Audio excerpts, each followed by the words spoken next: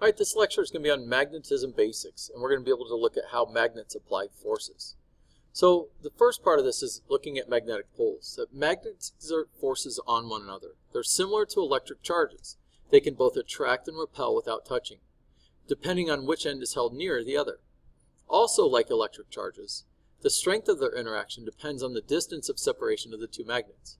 Whereas electric charges produce electric forces, regions called magnetic poles produce magnetic forces. So some very basic rules here. Magnetic forces, they either attract or repel.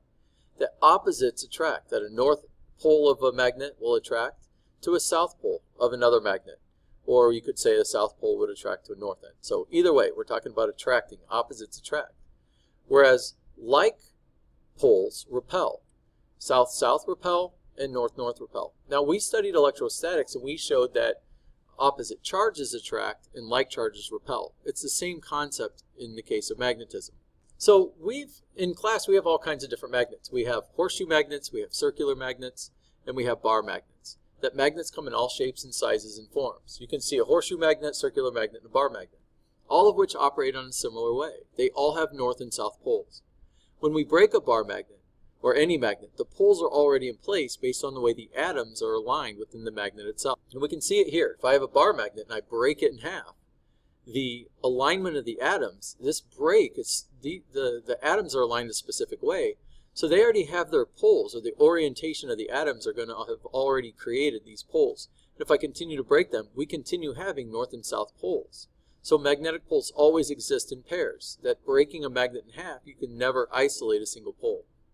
So the cool thing about it is that magnets they exert a force in space.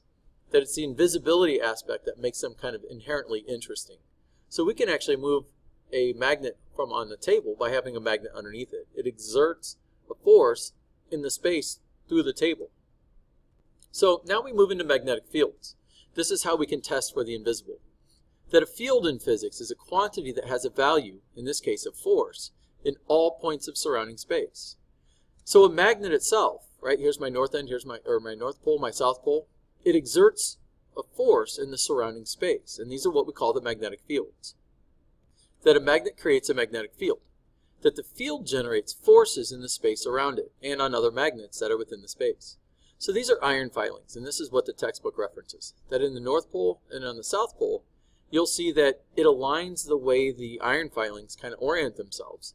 And we can actually see the magnetic field just by putting these iron filings. They're simply going to behave because there's a force exerted on them from the magnetic field. The magnetic field exerts a force in the surrounding space. So if we have a magnet right here, we have a bunch of little compasses around here. Notice along the north end of the magnet, the south pole of the compass is going to be attracted to it, and the north pole is going to be pointed away. Whereas if I had a bunch of compasses over here, the north pole, which is the north end of the magnet, is going to be attracted to the south pole of the magnet in the middle. That's your source magnet here. So magnets in compasses that we're going to be working with behave because they are magnets, and they're going to be behaving, they're going to follow a certain manner because they follow the magnetic field. So magnetism fields. So when I look at this, it has a quantity in all points in space surrounding the magnet itself. Magnetic poles. It can either be north or south. And magnets have both north and south poles. You cannot have one without the other. Magnetic field lines always point from north to the south pole. So if I look at this north, you'll see the arrows are pointed from the north to the south. Right? This is your magnetic field lines. They are always pointed a certain direction. And all magnets exert a force into their surrounding space that we can view using magnetic field lines. That stronger magnets would have their field lines closer together. So where we have magnetic fields close together, these lines closer together, we have a stronger force. And where they're spaced out, it's just a weaker force, and it eventually becomes a zero value. So magnets can exert the force, and we can measure that force based on drawing field lines. So field lines communicate something about the magnetic field. So here's another picture from the textbook. You observe different magnetic field patterns for a pair of magnets when the poles are near each other, and B, opposite poles are near each other. So we can follow what the iron filings are doing, and they pretty much show us the magnetic field itself. The direction of the magnetic field lines around a magnet are from north to south. Where lines are closer together, there's a greater field strength. Where the lines are more spaced out, it's a weaker strength. you will find the greatest field strength near the poles of a magnet. So the nature of a magnetic field. Well, magnetism is very much related to electricity. Just as an electric charge is surrounded by an electric field, a moving charge is also surrounded by a magnetic field. That charges in motion, right, electric current, this is what we studied before, have associated with them both electric fields and magnetic fields. That a magnetic field is produced by the motion of the electric charge. So electrons in motion. Whereas the motion of the electric charges in a common bar magnet, so where is it? Well, although the magnet as a whole could be stationary, the electrons within the atoms are constantly in motion around the atomic nuclei. And we learned this when we looked at atomic structure. This moving charge constitutes a tiny current and produces a magnetic field. A spinning electron constitutes a charge in motion, thus creates another magnetic field. So now we need to look at what the atoms within the magnets are doing. We call them magnetic domains. The magnetic fields of individual iron atoms are so strong that interactions among adjacent iron atoms cause large clusters of them to line up with one another. These clusters of aligned atoms are called magnetic domains. Each domain is perfectly magnetized and is made up of billions of aligned atoms. These all add up into a larger magnetic field. The difference between an ordinary piece of iron and an iron magnet is the alignment of the domains. When the domains are randomly oriented, such as the ordinary piece of iron, no magnetic effect takes place. So in this picture right here, a crystal of iron contains clusters of aligned atoms called magnetic domains. Each domain consists of billions of aligned iron atoms. In this case here, these are all in random directions. So we would say that this one here would not be would not be magnetized. The poles, the North Pole, the arrows are all pointed in different directions. But when a strong magnet is brought near the iron, two effects take place. One, there's a growth in size of the domains that are oriented in the direction of the magnetic field. In other words, all of these arrows would change their alignment and they would all be pointed in the same direction, presuming we place it near a strong magnet. That this growth is at the expense of the domains that are not aligned. And then the rotation of the domains are brought into alignment. And that's what we would do. We would orient these magnetic domains into one direction. So when you remove a strong magnet, the domains of the iron goes back to their disoriented locations. So looking at this picture, I have a magnetic north end of the bar magnet and magnetic south end.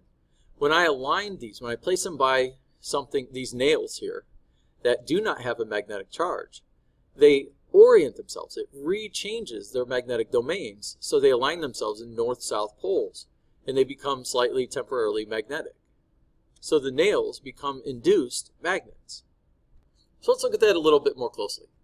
In an unmagnetized magnetic domains, you see that these arrows are in all kinds of directions. Atoms in unmagnetized objects are randomly arranged. They take on no particular pattern in which the poles are aligned.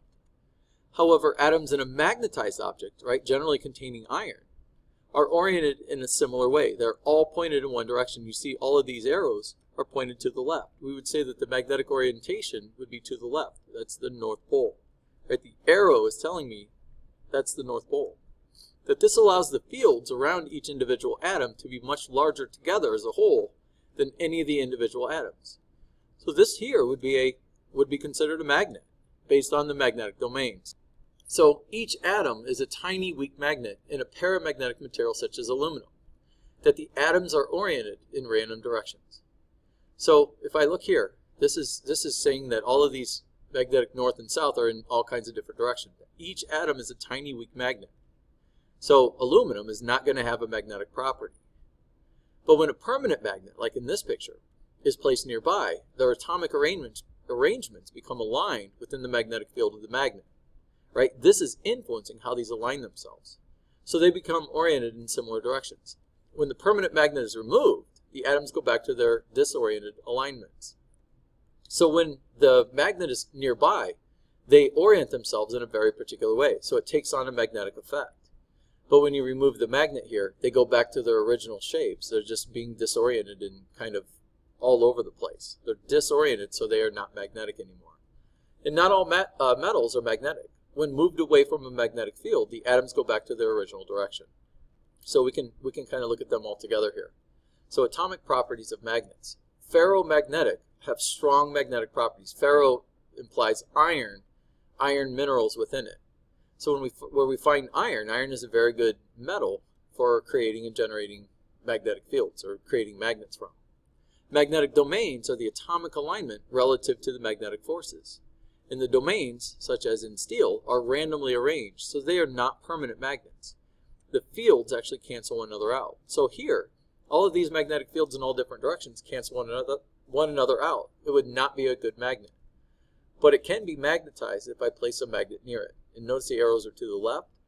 And notice magnetation by a south pole. If I place a magnet near it, a permanent magnet near it, it aligns itself a little differently.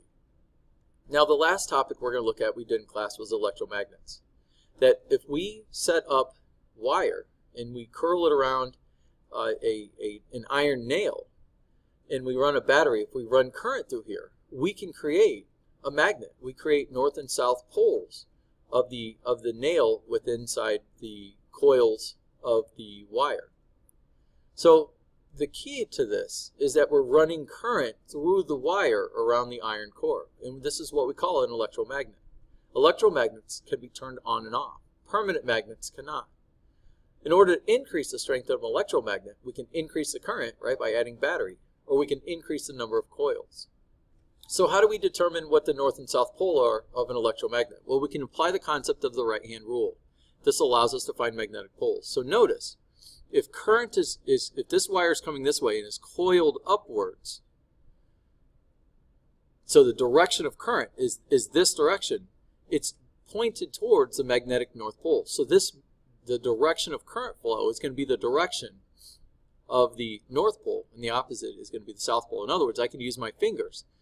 The thumb is pointing towards magnetic north. Your pinky is essentially, these are supposed to be like coils, and this would be your north pole. So your thumb points in the north pole, your pinky is the location of the south pole. So electromagnets in Earth's magnetosphere. So we're going to learn that the Earth has a magnetic field, that an electromagnet is a type of magnet in which a magnetic field is produced by an electric current. The magnetic field disappears when the current is stopped or turned off. So right now I've got current flowing through here. So based on this, if I've got current flowing through here, I've got magnetic poles that are oriented a specific way. I've got current flowing. If I were to open this circuit, the magnet, this electromagnet, would cease. It would stop. Electromagnets usually consist of a large number of closely spaced turns of a wire that current travels through around an iron core, thus creating a magnetic field. So in this picture here, just to reiterate before I show you this video, current is going to travel from cathode to anode. So I'm going this way. My north pole is going to be in the direction of current flow, much like that of my picture here. If current is flowing up, the top end is the north pole. Whereas in this picture here, my current is flowing to the left, right? Current cathode to anode, this direction north pole. So let's watch the video. I do the experiment we did in class for you. All right, this video is going to be on how we are going to create an electromagnet. I have an iron nail here. I have coils. I have copper wire here, around the outside, and I'm going to generate a magnetic force by running current around the coil. So what I'm going to be doing is able to attach this particular iron nail. Has no magnetic charge right now. You can see this by me placing it next to the paper clips. As soon as I push current through here, as soon as I attach it to a battery, it's going to push current around the coil. By going around the coil, it's going to be able to create a north and a south pole here. So I can demonstrate that. It'll have a magnetic field, and I should be able to pick up a paper clip. Now notice, by the time, if I stop the current, by stopping the current, it stops the magnetic field. So I can do that. I'm going to do it with a stronger, larger nail with more coils, and I should be able to get the same effect here. And really, by pushing current around here, I'm creating and generating a magnetic field. So we can see this here, and sometimes by disconnecting it, this will have, the nail will still maintain the atomic domains that it did when the magnetic field was, when the current was being pushed around it. But over time, this magnetic field will weaken and it'll actually go away. This is not a permanent magnet. And that's your demo.